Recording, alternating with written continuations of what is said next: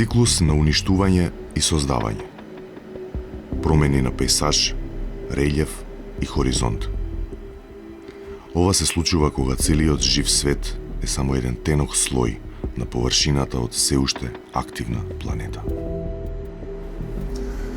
Разурнати домови, човечки жртви и опустошени региони се само дел од последиците кои ги оставаат природните катастрофи. Иако се во ова нам ни се чини дека се случува многу далеко или дека се сцени од филмовите, природните катастрофи биле, се и ќе бидат значаен дел од нашето секојдневие.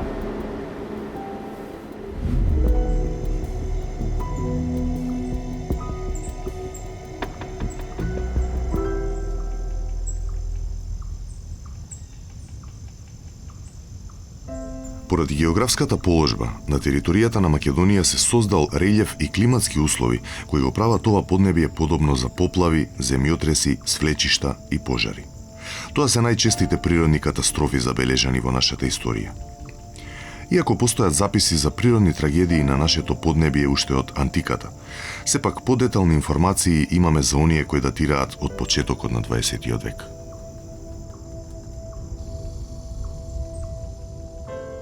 Во 1904 година, додека Македонија била се уште под Отоманската империја, градот Пехчево изгледал сосема поинаку. Тој како најголем град во Малешевијата, имал развиена чаршија, трговски и зданечиски дуќани и бил нарекуван Мал Стамбол. Но на 4 април истата година, градот Пехчево бил срамнет со земја од силен земјотрес од 7,5 степени по Рихтер. Тој земјотрес бил најсилниот евидентиран во Европа дотогаш. Оној мал дел од населението кој успеал да преживее, набрзо го напуштил Пехчево за секогаш. Но и во близината на Пехчево, сеизмичката карта покажува висок ризик од земјотреси. Источна Македонија има особено висока сеизмичност.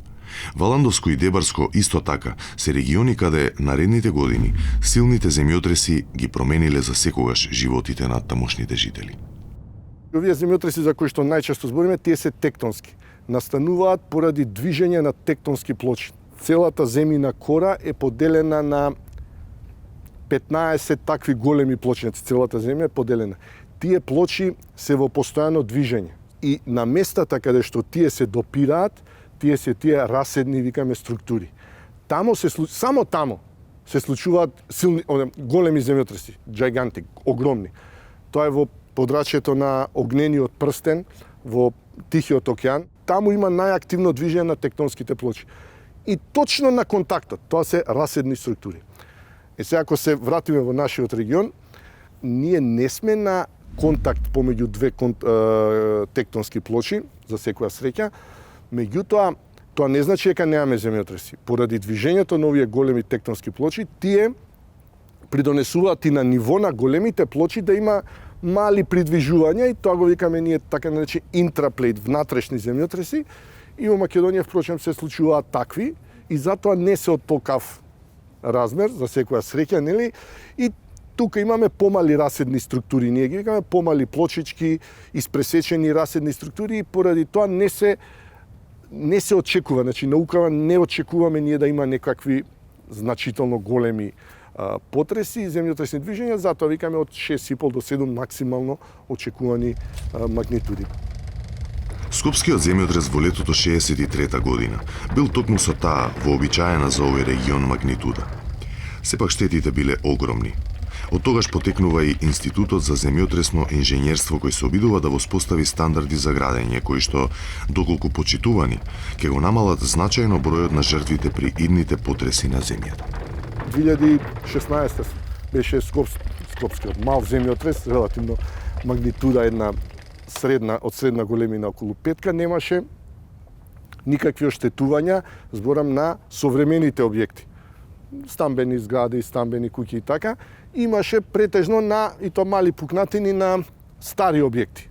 Зборувам, нели, пред 40-50 години, што впрочем и тоа така и се случува во цел свет. Така да сметам дека во тој правец добри сме. Има простор за подобрување, меѓутоа добри сме, го држиме чекорот, да кажеме, со Европа во поглед на безбедни, стабилни и сигурни објекти. Покрај разрушените објекти и ридови за време на земјотресите, Скопје многу често било и поплавувано. Реките Треска и Лепенец се вливаат во Вардар токму овде, во Скопскиот регион. И за време на пролета и на летото покрај обилните врнежи, тие многу често се изливаат од своите корита. Штетите од поплавите во минатото биле многу чести, но во иднина тие ќе бидат многу постравични и ќе имаат несогледливи последици.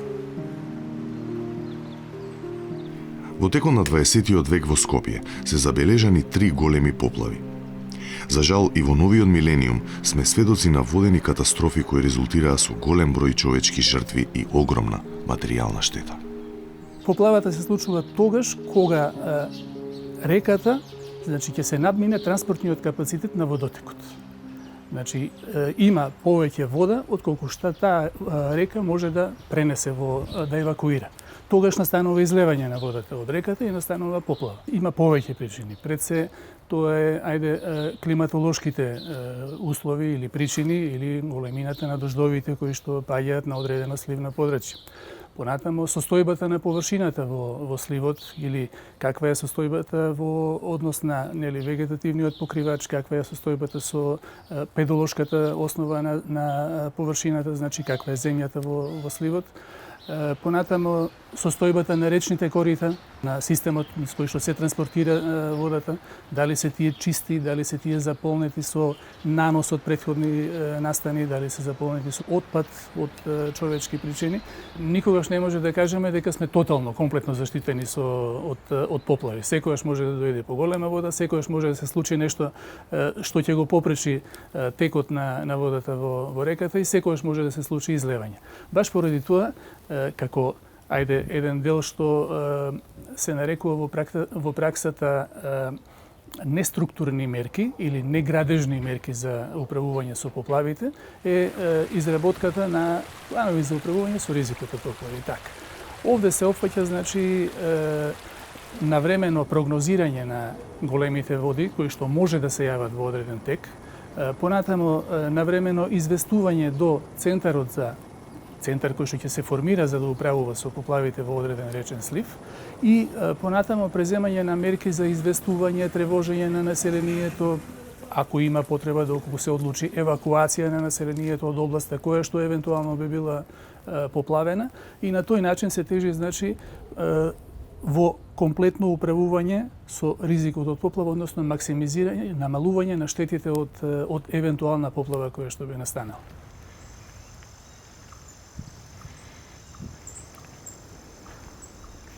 Во континенталниот дел на Европа, при вакви климатски услови, се појавуваат и други природни неприлики наречени свлечишта.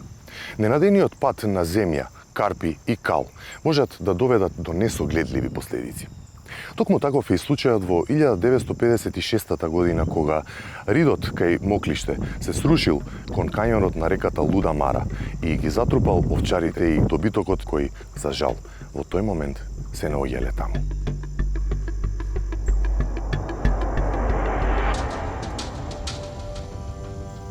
Ридот во Моклиште бил силно еродиран во времето пред настанокот на катастрофата. Пукнатина од скоро 100 метри зјаела од подземјето. Но ова поднебје е богато и со подземни води, земајќи го предвид блиското корито на реката Луда Мара. Атмосферските води од врнежите, како и подземните води, навлегле во пукнатината и создале големи промени во теренот. Одеднаш, како што сведочеле жителите, зататнело копното и почнало да се движи. На 5 септември, среда, у раните утрински часови, кај 5 саат, ствари, покажување овие луѓе што од селото одделе на пазар, тоа што пазарен ден беше, имало некој звук бучење, од тамо се одделува, тамо а носе земјата, тамо првиот дел, горниот дел, долниот дел едноставно потклапува. Ваде се организира уствари масовно. Војска се организира, населението уствари како елементарна непогода. Зорле у камионот и плаќаа лопати, таква работа. Кога дојдоме в Деа, што ќе видиш каква лопата, каква е кога, тоа ништо не може да се. Ја идејќи наам, и пречекав татко ми, односно брат ми и мајка ми уствари. се враќат на збор, не оди, вика, нема што да видиш, Јас и покрај тоа што не дојдов и ништо. Во беше само рушевина. Во таа несреќа загинал и татко му на Боро, првоборецот Ѓошо Бојаджиев. По војните тој се занимавал со сточарство и токму во близината на Моклишкиот манастир. Тој го чувал стадото овци за кое бил задолжен. Само 3 дена пред катастрофата, тој бил советуван да го префрли стадото од падините кај манастирот до оние под ридот наречен Градот, поради подобрите услови за прехрана. Ридот е обкружен со 3 реки чија вода им била потребна на овците, но никој не предпоставувал дека токму поради подземните води тој рид наскоро ќе падне. Ако знаеле, па за 2 минути уствари на сигурно ќе испаднели таму. Роден у Ватша, татко ми. Роден у Ватша, па Бугарија, па Цер Колубара, па Австрија, уствари. Не знам што не упоминало преко глава, меѓутоа дојде тука. Тука да му биде смртта и тоа е. Ризикот повторување на ваква катастрофа постои се уште на територијата на Македонија. Сите релјефи кои содржат подлабок наклон на земјата, посилни врнежи или пак напролет потопењето на снегот, го носат ризикот за настанување на свлечишта. Сепак денешната технологија дозволува тие да се предвидат и да се реагира соодветно на време. За наша голема среќа, ваква катастрофа одамна се нема случена.